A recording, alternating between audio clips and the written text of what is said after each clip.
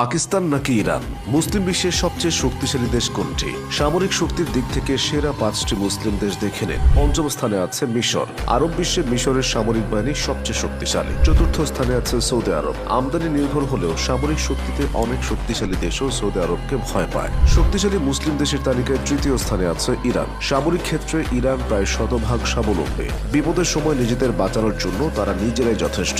দ্বিতীয় স্থানে আছে পাকিস্তান। পাকিস্তান আর্মির ক্ষমতা সম্পর্কে সবার জানা। পাকিস্তানের সামরিক বাহিনীতে 17 লাখ সদস্য রয়েছে। তাছাড়া তাদের রয়েছে অত্যাধুনিক সাজোয়াজান, সাবমেরিন সহ নানান প্রয়োজনীয় জিনিস। প্রতিরক্ষা খাতে পাকিস্তান 634 কোটি 98 লাখ ডলার ব্যয় করে। সবার প্রথমে আছে তুরস্ক। তুরস্কে বর্তমানে 7 লাখের বেশি সেনা এবং আধা সামরিক সদস্য আছে। সামরিক শক্তিতে গোটা বিশ্বে তুরস্ক বর্তমানে 8ম অবস্থানে রয়েছে।